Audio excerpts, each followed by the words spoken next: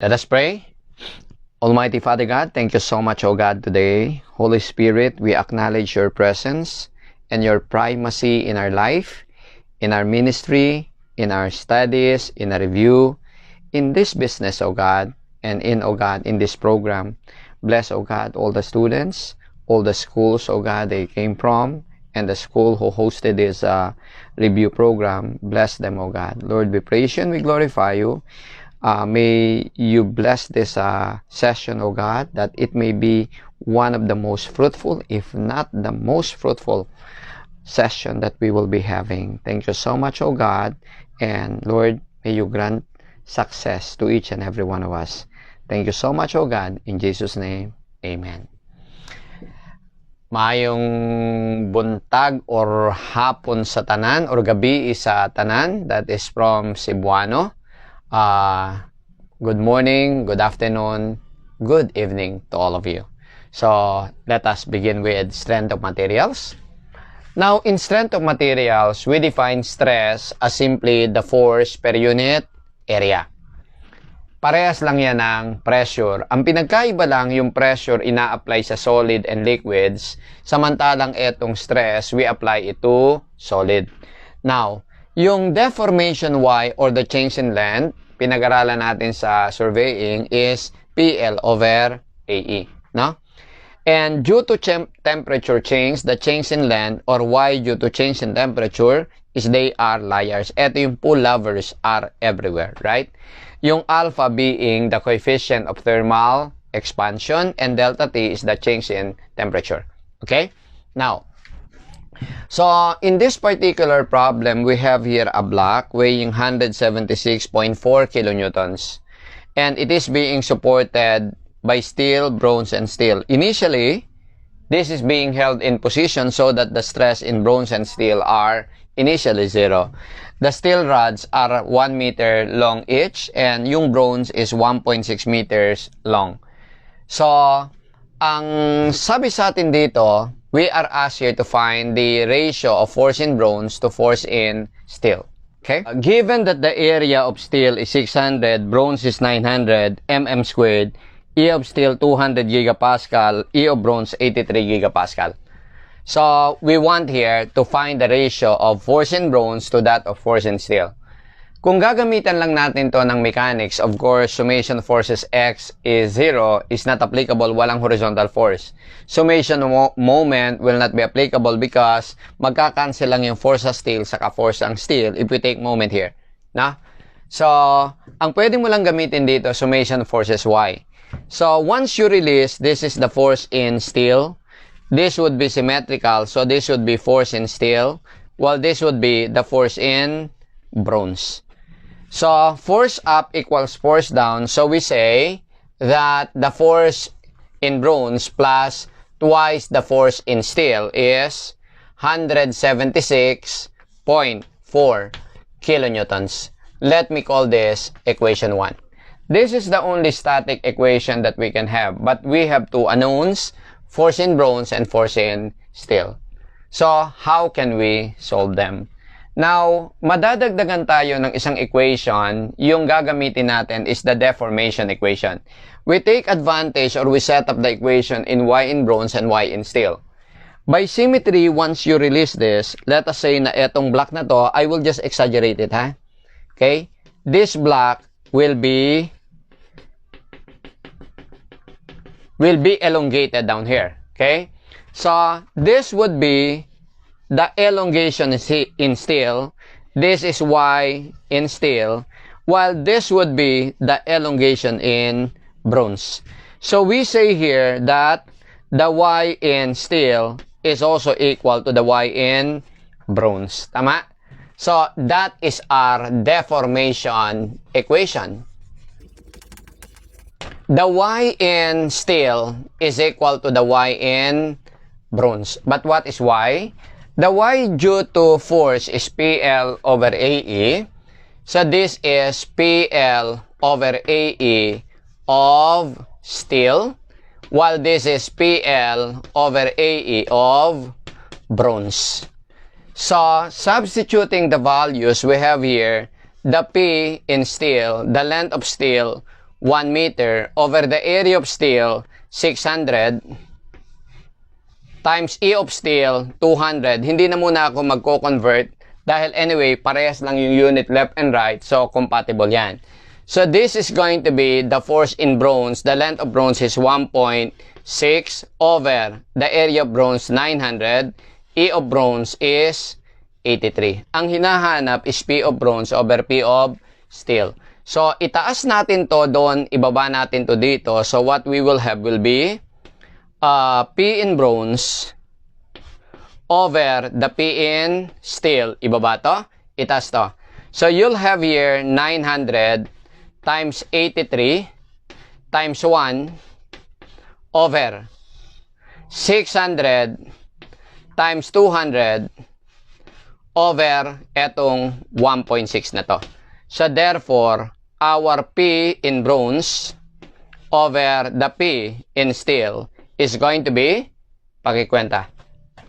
So this is going to be 0.3891. Okay?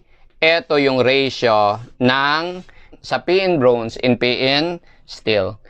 Kunin natin yung letter B. We're asked here to find the stress in bronze.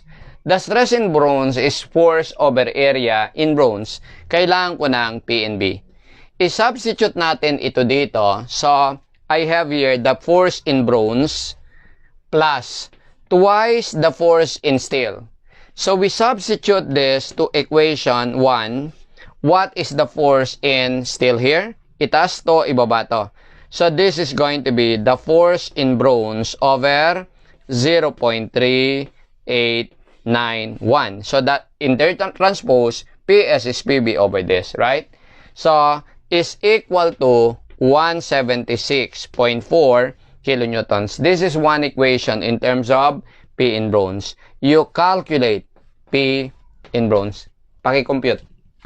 So, you'll get here 28.727 kilonewtons.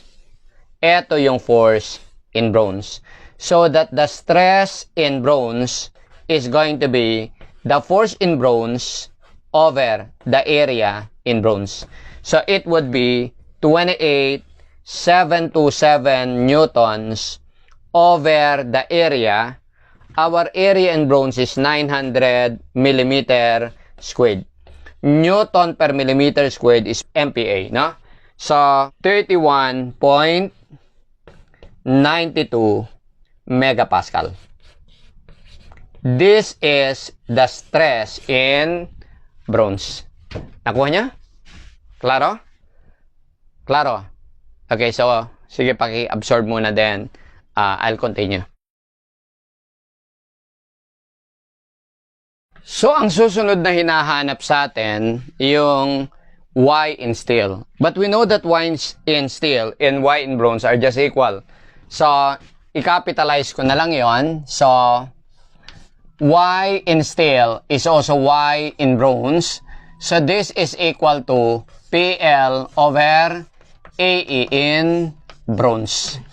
And the force in bronze we know is 28.92. So, pwedeng pagsamahin ko na. P over A in bronze is 31.92 megapascal, right? So, this is 31.92 MPa. So, multiplied by length in bronze is 1.6 meter. And E in bronze is 83 gigapascal or 83,000 MPa. So, this is 83,000 MPa. MPa cancel. So, the answer here must be in meters. So, this is 0.000615 meter. Or this is going to be 0.615 millimeters. Okay? Ito yung ating displacement. Maliwanag? Okay. Sige, kopya.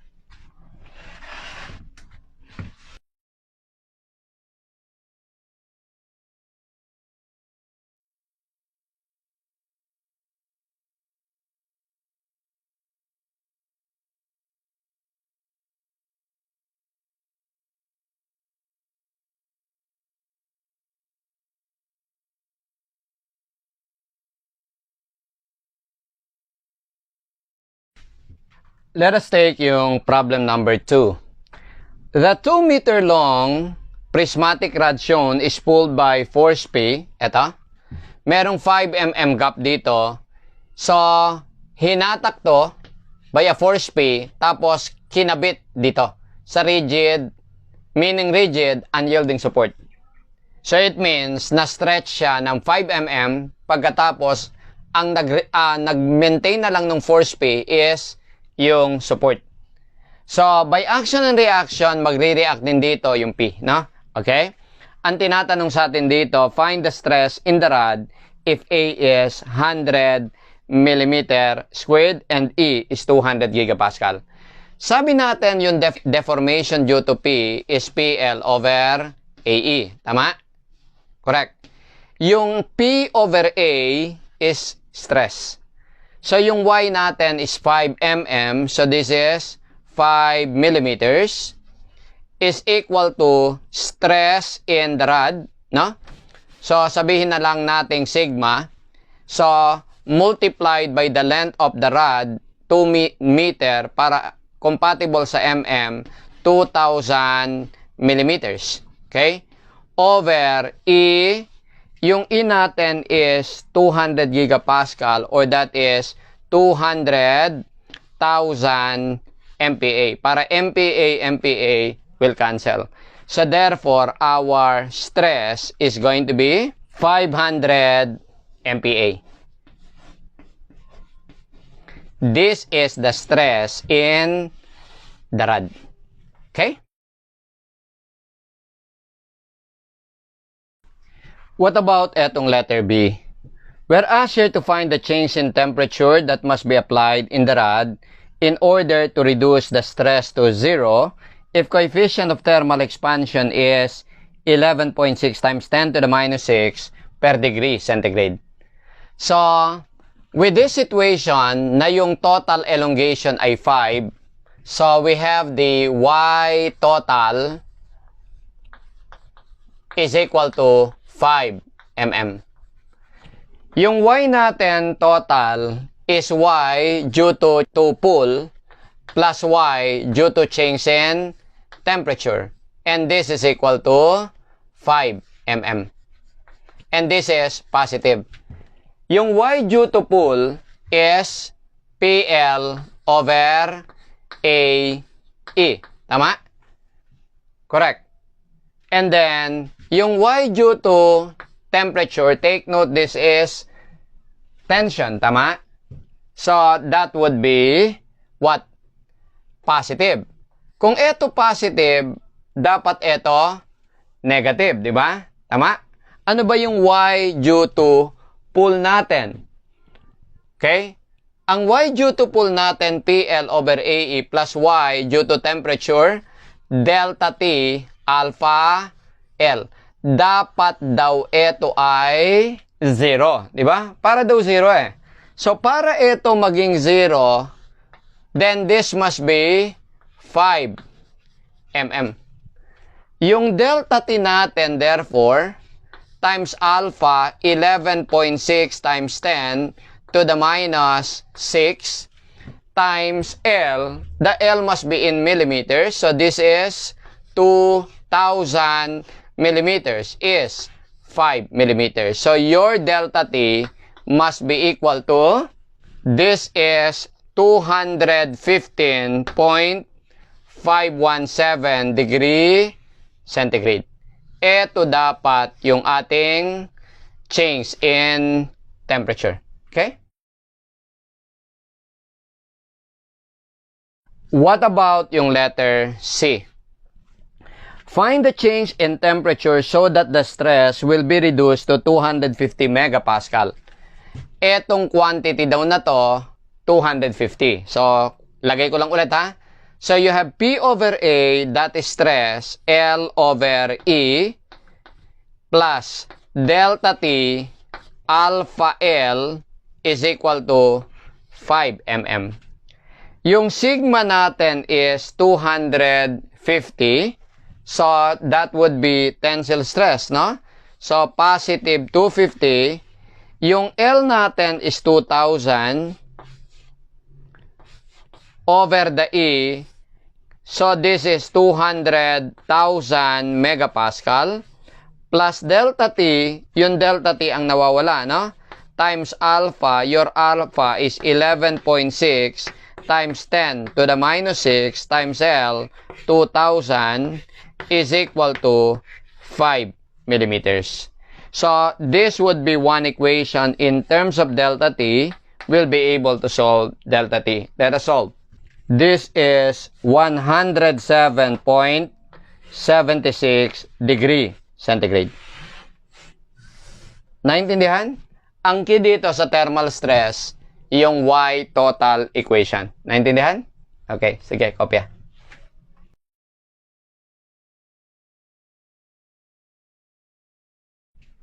What if the applied force is a torque or a torsion? So, how do we handle this? Ganito. Now, this shaft is supported at A, this is B, this is C, and this is D.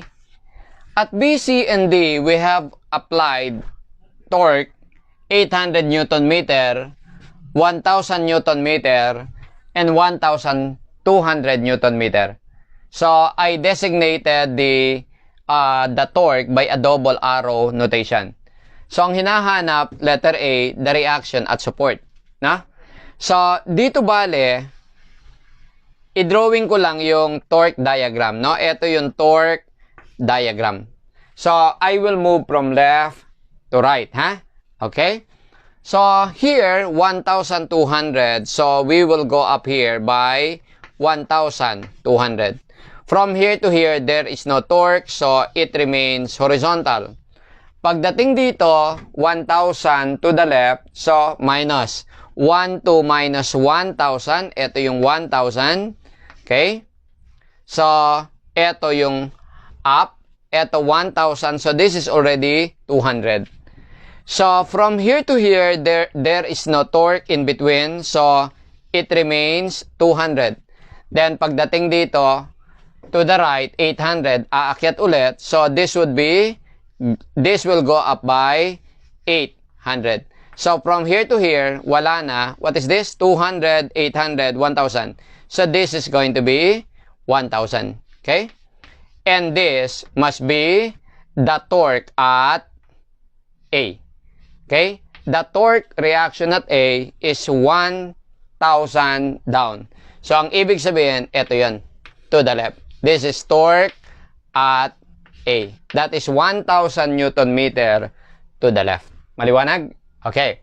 Ang susunod na tinatanong is yung maximum torsional shearing stress. The maximum torsional shearing stress or stress due to torque is simply equal to what? Stress due to torque or stress due to moment. Diba? You are familiar with MC over I. Pag ito mx, this is ix, my, this is iy. Pero pag ito moment about z, this is iz or j. Na? Yung moment natin dito about the z-axis. And this would be maximum when moment is maximum. Na? So, ang moment natin is torque times over I or j. Na? Yung C natin is C maximum. Kung titignan natin yung circle natin, eto siya. Eto yung center, this is the z-axis. Na? So, ang pinaka-maximum natin na distance ng any point from the center is this one, which is R. Kaya nga, yung formula magiging TR over J. This is for sigma max. No? So, dahil maximum ang kailangan natin, kailangan din natin ng Tmax. Ang Tmax natin is 1,200. So, this is going to be 1,200 Newton meter of times R. Our R is, the radius is 60. So, this would be, the diameter is 60, radius is 30 or 0.030 meter. Naka-Newton ako sa ka-meter, ha? Over RJ. RJ is, etong J natin is pi over 32 d to the fourth. This is for circle, no? So, it is pi over 32 diameter, 0.030 0.060 quantity to the fourth. So, naka-Newton and meter, kaya ang sagot niyan, Newton per meter squared Pascal, no? So, this is 28.294 megapascal. Okay? Ang hinahanap ngayon, letter C, is the angle of twist of the shaft. Most likely, the end relative to this. So, ang hinahanap siguro ay theta total. So, kung theta total, this is summation of ang rotation kung ang y, PL over AE, eto, TL over JG. Katunog lang. So, para dito, yung J natin saka G, constant naman sa lahat. So, we just apply summation of TL over JG, no? Okay? Yung torque dito is, we follow yung sign convention kung plus o minus.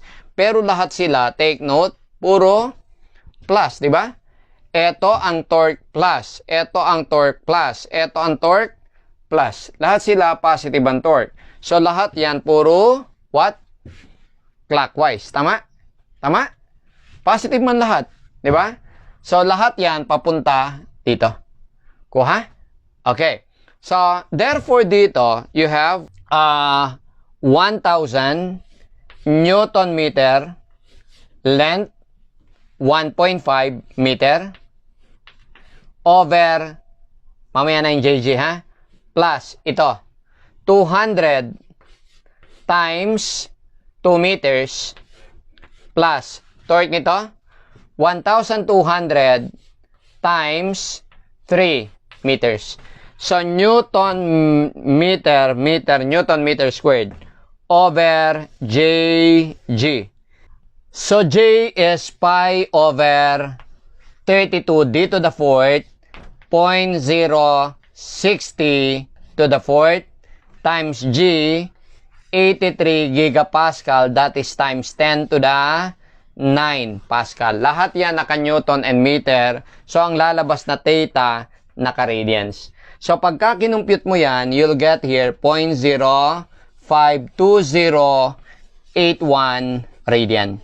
So, converting this into degrees by multiplying by 180 degrees per pi radian. Radian and radian will cancel. Computing this will be 2.98 degrees. Ito yung total theta. You follow? Sige, pakikopya.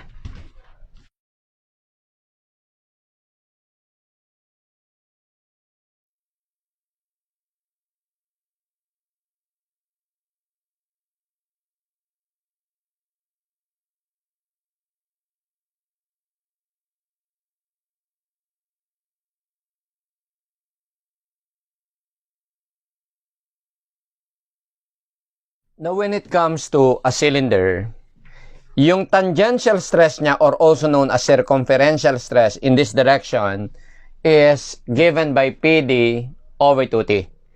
P is the internal pressure, D is the internal diameter, T is the thickness of the material.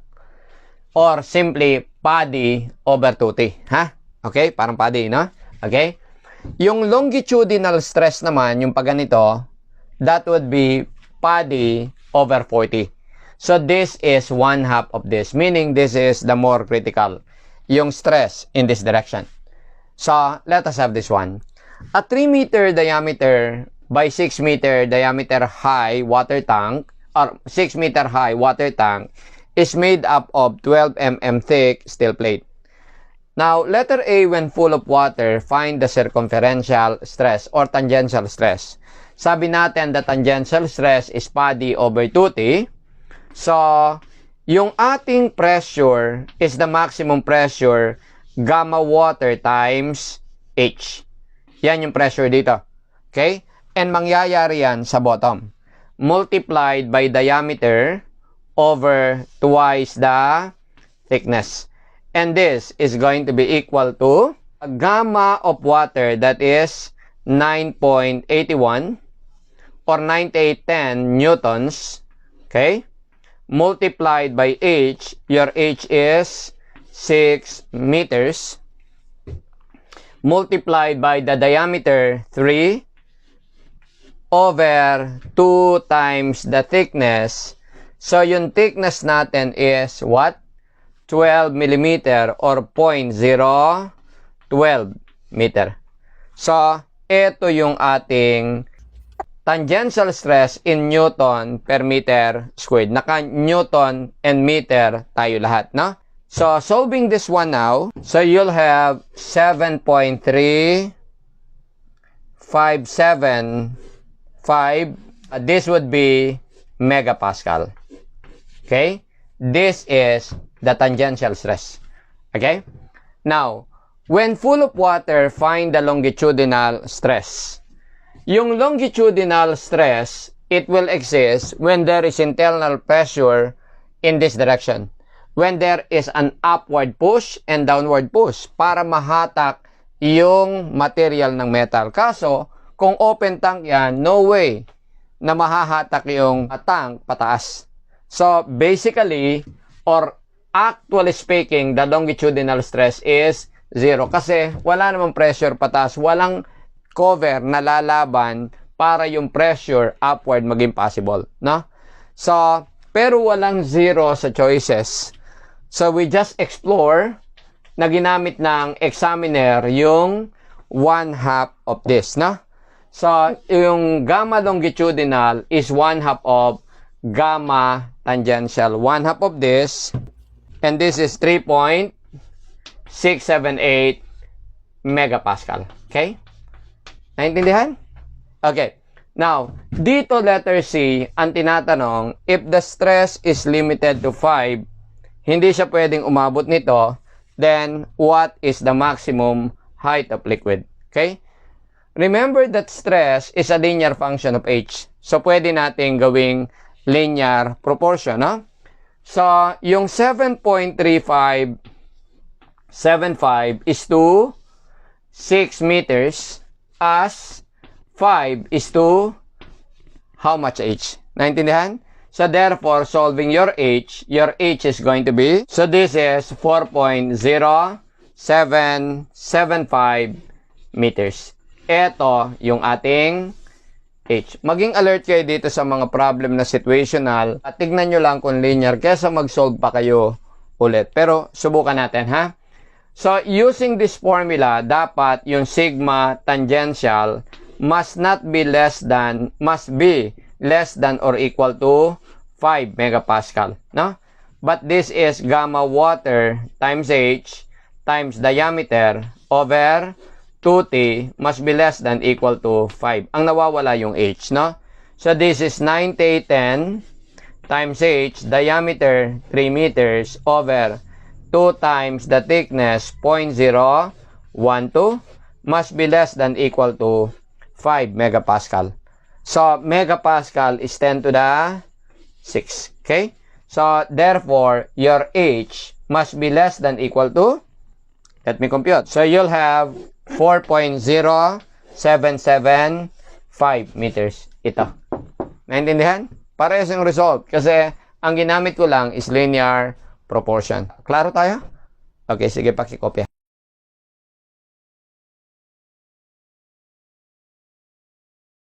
Let us have this one. Now, when it comes to spring, a helical spring, when you have here a force P, the mean radius of the helix is big R, and the diameter of the steel wire is small d, no? So, yung ating deflection is going to be 64 pring, parang 64 pring, no? Parang spring or praning, no? So, this is just cube, no? So, 64 PR cube N, so parang spring GD to the fourth. G is the modulus of rigidity, and P is the force, R is the mean radius, D is the diameter of the spring wire, N is the number of turns. Now, when it comes to stress, medyo may kahabaan yung formula dito, or medyo ayoko madagdag sa inyo, basic lang naman yung formula. Kung ito yung spring wire, ang diameter niyan D. So, ang radius is D over 2. So, yung mean radius ng helix is big R, no? So, this is P. Ang centroid ng section na nagre-resist ng stress is nandito. So, ito yung P. So, it means meron tayong eccentric load. An eccentric load is the same as an axial load or centroidal load P plus yung moment. Yung moment or torque which is P times R. So, kailangan lang naintindihan nyo to. So, yung stress natin therefore is going to be the stress due to P, that is P over A. Plus the stress due to moment or torque, as we just had discussed it, it's TR over J. Yung ating R dito is diameter, ito na, diameter over 2, diameter over 2 of spring wire. Etong torque natin is P times R. Yung J natin dito is pi over 32 d to the 4th. Naintindihan? Maliwanag. So, hindi ko na ipa-finalize yung formula. Sapat na yan na stress due to force, stress due to torque or moment. Maliwanag? Okay, let's have this one. Now, meron tayo ditong 1,000 Newton block supported by 2 pieces of spring 1 and 1 piece of spring 2 whose data for spring 1 and spring 2, number of turns, diameter of spring wire, mean diameter of helix, and G. So, 83 gigapascal. So, it means these are steel springs. So, ang sabi sa atin dito, number 1, compute the shearing stress in the spring. To be able to get the shearing stress in the spring, we need to find the force in the spring first. So, sabihin natin ito ay force in spring 1, P1. Ito ay force in spring 2, P2. This is force in spring 1, P1. So, force up equals force down. So, we have here 2P1 plus P2 is equal to 1,000 newtons. Let me call this equation 1. But aside from the summation of forces vertical is 0, wala na tayong makukuha pa na static equation. Summation forces x 0, wala tayong makukuha niyan.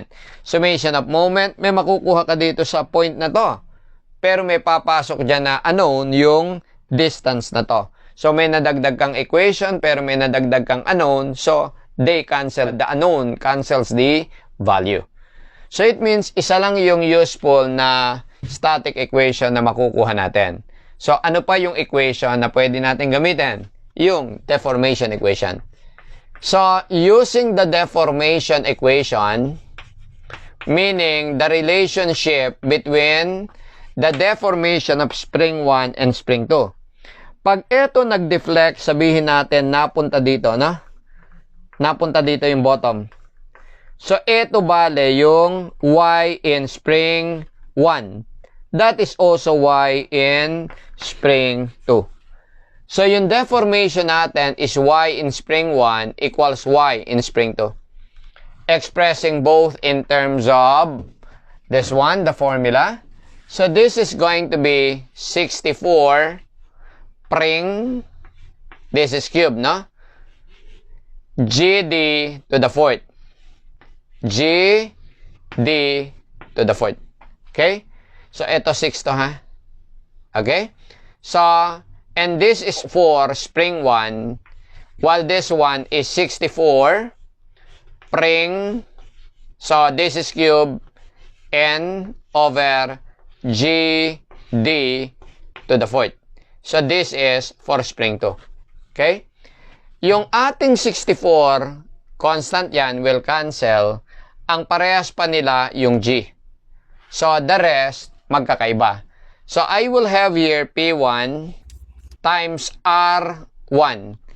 Yung R natin is diameter over 2. So, this is 100 cube. Times N, the number of turns, 20, over D to the 4th. The diameter is 30, so 30 to the 4th. Hinayaan ko lang muna yung mga units. Anyway, basta pares yung left and right, okay lang naman, no? Dahil consistent naman. So, this is going to be equal to P of spring 2, R of spring 2, diameter is 150, radius is 75. So, this is 75 cube. number of turns, 30, over d to the fourth. Diameter of spring wire is 20 to the fourth. Na? So, therefore, we can solve P1 in terms of P2. Ang hinahanap is shearing stress in spring 1. We need P1. So, P2 ang isolve natin. So, our P2 must be equal to all of this. Eto, dalin lang to dito. Ano? So, our P2 will be, eto, P1 times 100 cube times 20 over 30 to the fourth, right? Tapos, eto, dalin to doon. So, this is times 20 to the fourth over, eto, ilipat to dito. 75 cube over 30. So, I will have here P2 in terms of P1. Compute lahat to, ha? This is 0.31215 of P1. Okay? Let me call this equation 2. If I'm going to substitute that here, substitute this to equation 1, we'll have 2P1 plus P2, but P2 is 0.31215, P1 is equal to 1,000 newtons. So, from here, you'll be able to solve your P1. Okay? Let us solve. So, this is 432.5 newtons. So, in passing, your P2, therefore, is going to be 1,000. P2 is going to be 1,000 minus 2 P1.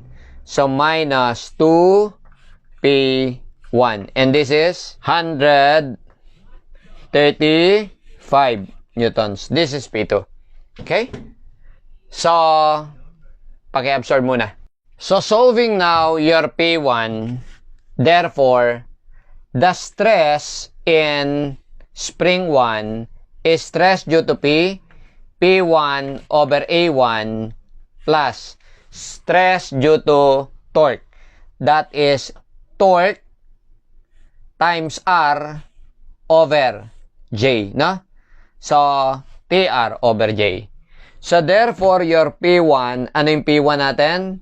432.5 newtons over the area pi over 4 diameter. Ano yung diameter ng spring 1? 30. So, 30 squared plus the torque. Ano yung torque? Ang torque is P times R. So, it would be P 432.5 times R. Yung R ng spring 1, kung ito 200, ang R niyan is 100. Okay? Naka-Newton sa kamillimeter para ang labas megapascal, ha? So, ito Newton times radius, that is 100. Okay? So, ito yung torque. Times R, etong R na to, radius ng spring wire, ito yung diameter, so radius is 15 mm. Okay? So, naka-Newton ako sa kamillimeter para sagot megapascal, ha? Over J, pi over 32 d to the fourth. Ano yung diameter ng spring wire? 30. So, this is 30 to the fourth. You compute this. So, this is 8.77 megapascal. Okay? This is the stress in spring 1. Naintindihan? Kuha nyo? Maliwanag. Sige, paki-absorb sandali.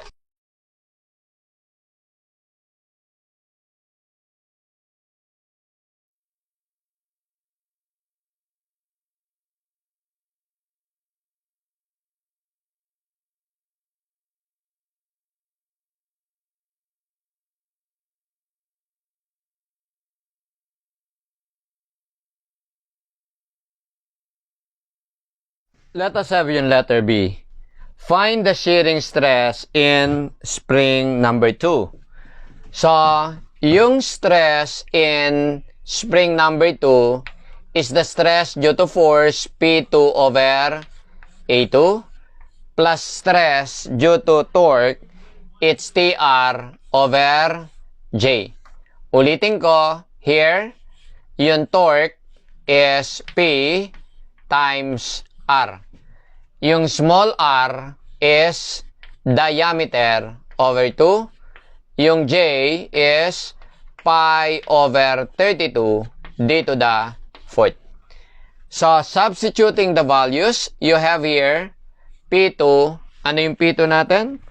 P2 as we solve it is 135 newtons divided by area pi over 4 diameter squared. The diameter of spring 2 is 20 mm plus the torque, which is P times R, 135 times R. The diameter of helix is 150, radius is 75. Ito yung torque. Times small r, yung d over 2. Yung diameter ng spring 2 is 20, so yung radius is 10 over J pi over 32 d to the fourth, 20 to the fourth. You follow? You calculate this now and you will get sigma in spring 2 is equal to, so this is 6.88 megapascal. So, mas malaki yung stress sa spring 2 kesa sa spring 1. Okay? Now, yung susunod na tinatanong sa atin is the deflection in spring 1. Yung deflection sa spring, anong formula natin? Y is 64 spring, this is cube, over GD to the fourth. Okay? We just substitute. Our Y1 is 64. P1, what's our P1? 432.5 times R. Mean helix, this is 200, so R is 100. Times the number of turns, 20. Over G. Our G is 83 gigapascal, or this is 83,000 megapascal, Newton and millimeter. Ang units ko naka Newton and millimeter, no? So, multiplied by d to the fourth, 30 to the fourth. This is 30 to the fourth. Ang kakalabasang value, dahil naka Newton and millimeter ako, is millimeter. Okay? Let us compute. So, this is 8.23234 millimeters. Nakuha? So, ang statics lang ang gamitin nyo, tapos establish nyo lang yung deformation equation. And that would help you solve the problem. You follow?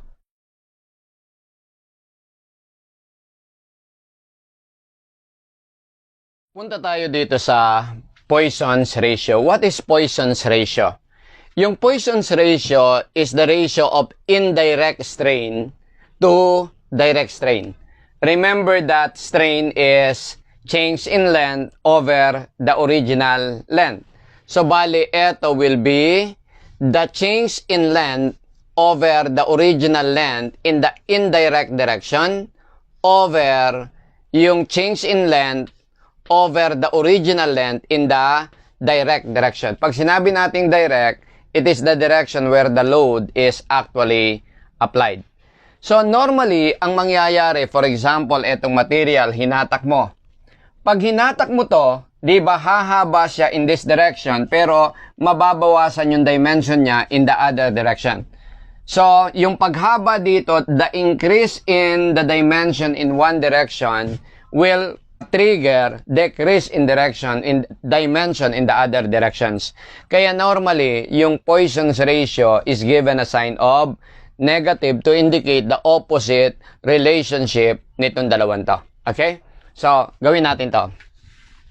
According to this problem, we have here 5 mm by 10 mm by 4 meter steel bar. So, ang sabi dito, it is subjected to axial force. I will presume it to be tension of 100 kilonewtons. Ngayon, E is 200 and Poisson's ratio is 0.3. 6.A, we are to determine here the change in its length. So, kung tatawagin ko tong X, eto Y, eto Z axis, so, yung hinahanap ditong change in length is the change in X dimension. Yung original length in X is 4 meters, right? So, let me do it. So, sabi natin, di ba, yung ating Y in X or change in length along X, di ba? That is simply PL over AE, correct? So, this P is 100 kilonewton or 100,000 newtons multiplied by the length. The length is 4 meters or that is 4,000 millimeters over the area. The area is pi by 10 millimeter squared multiplied by E, 200,000 megapascal, that is Newton per millimeter squared. So, makukuha natin yung change in length in terms of millimeters. Okay? Let us compute. So, this is 40 millimeters. Okay? Naintindihan? Okay. Ang susunod na tinatanong, yung change in dimension of its cross-section. So, kailangan natin yung change in length in Z and change in length in Y. Walang force na in-apply sa Z, walang force na in-apply sa Y. So, yung change in dimension nila is just brought about by the induced force in X. Okay? So, sabi natin yung Poisson's ratio, no? Is going to be the indirect strain over the direct strain. So, gamitin natin yung sa indirect niyan, Y and Z. So, we say here that the change in length along Y over the original length along Y over the strain in X, that is the change in length in X, over the original length in X, is equal to the change in length in Z over the length in Z over the change in length in X over the original length in X. And we say that this is, lagyan natin ng negative sign na, negative 0.3. This is the Poisson's ratio. So, therefore, you have here the change in length in Y over the original length in Y, 5 mm, over the change in length in X, which is 40 mm, over the original length in X, that is 4,000 millimeter, is equal to negative 0.3. While the change in length in Z over the original length in Z, that is 10 mm, over 40, yun sa X, no? Ito, pares lang. 40 over 4,000 is equal to negative 0.3. Okay? So, solving here, the change in length in Y, ito, yung change in length in Z. And this will be negative 0.015 mm, while this one, negative 0.03 mm. Ibig sabihin, they are reduction in dimension.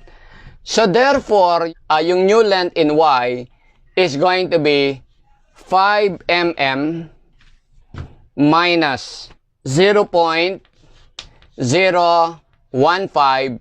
This is going to be 4.985 mm.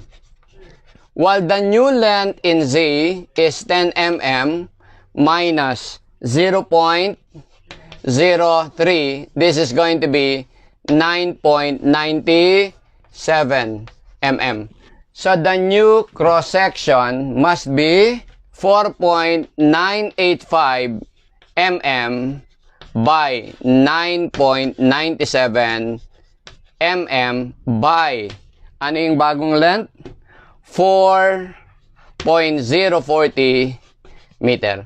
Ito yung bagong dimension ng section. Maliwanag? Okay, sige, paki-absorb.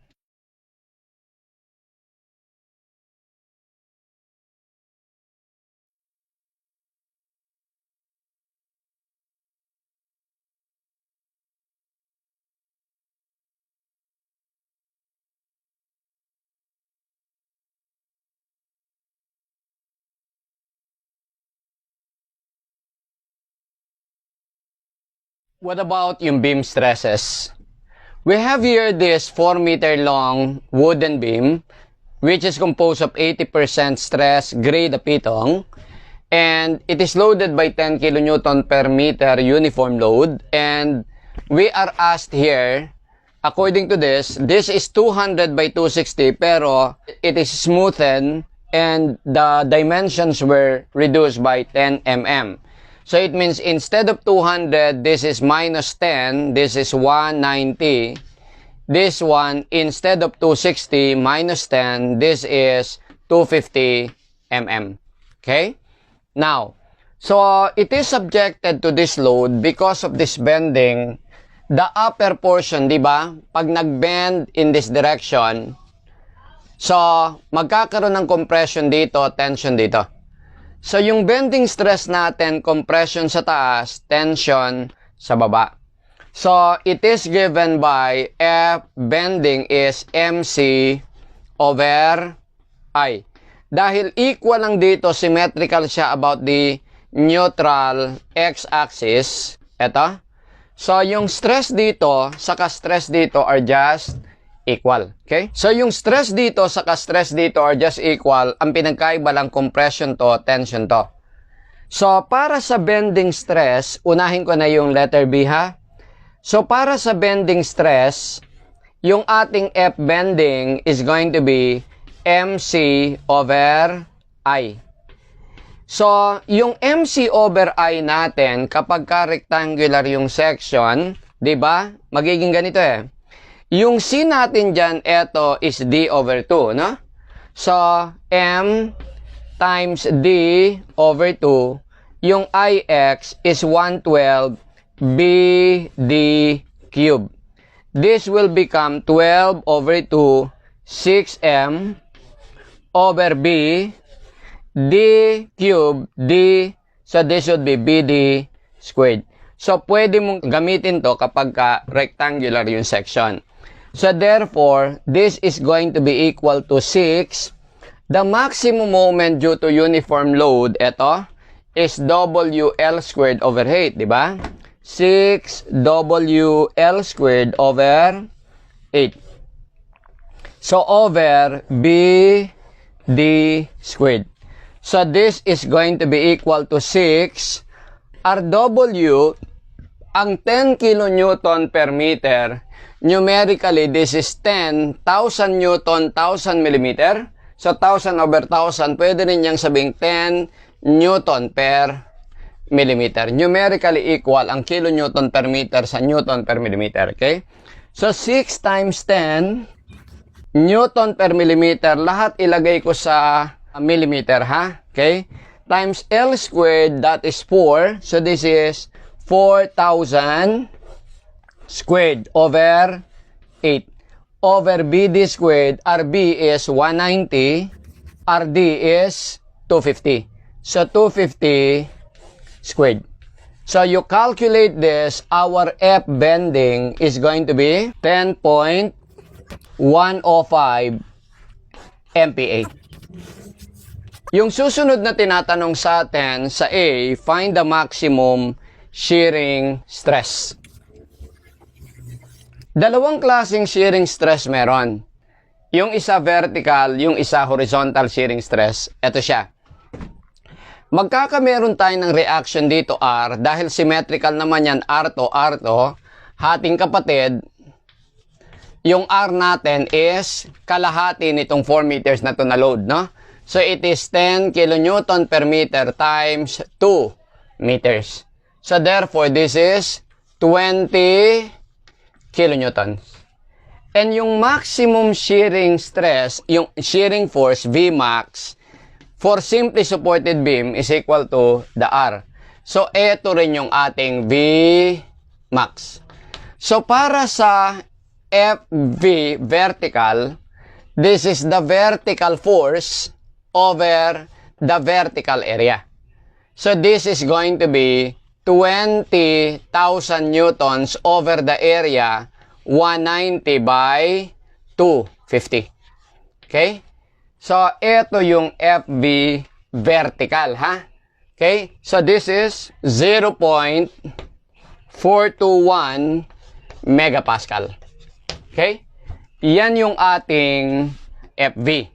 Okay? So, meron din tayong tinatawag na horizontal shearing stress. Ganito yan. Hindi ba dito yung beam mo magbe-bend pa ganito? So, pag nag-bend yung beam natin, galing sa diretso yan, di ba?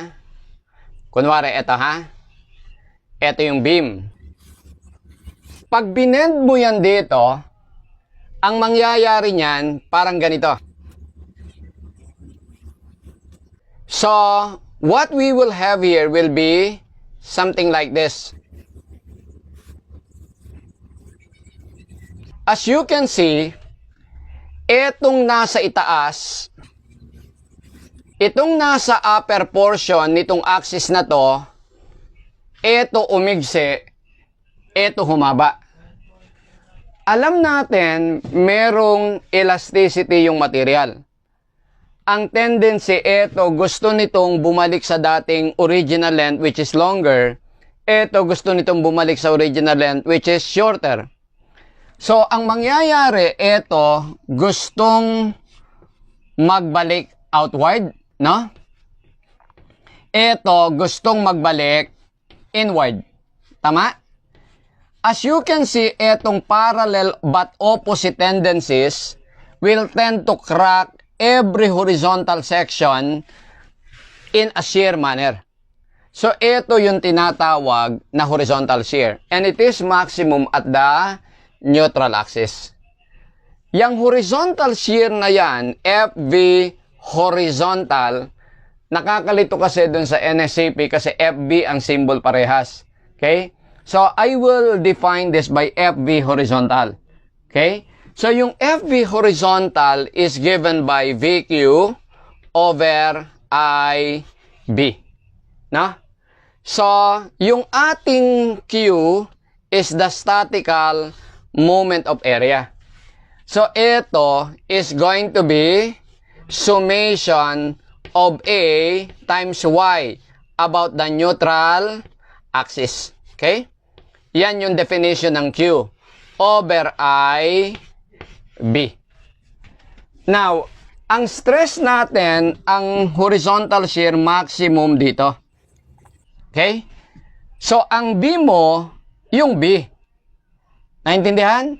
Eh, ano naman yung AY? Yung AY mo, yung area mo above this section, eto yon. Then, ang Y mo, mula dito hanggang neutral axis. Eto yung Y mo about the neutral axis. Kaya pag sinimplify mo yan, yung formula magiging V, ano yung AY? It's B by D over 2. B by D over 2. Tapos, itong Y mo, dahil D over 2 to, D over 4 to. So, times D over 4. Over I, no?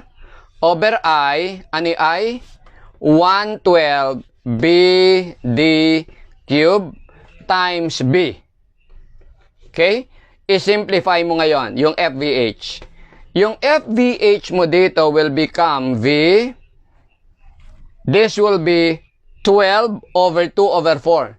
12 over 8, that would be 1.5, di ba? So, lagay ko na lang muna dito. So, it is 1.5 V BD squared. Eto, cancel yung isang B, no?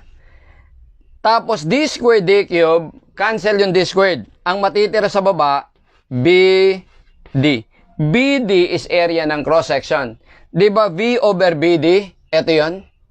So we say that horizontal shearing stress is 1.5 of the vertical shearing stress. So mas critical to para sa wooden beam. Yung FBH maximum is 1.5 of 0.421. So therefore, this is 0.6315 megapascal. Do you follow this? Okay.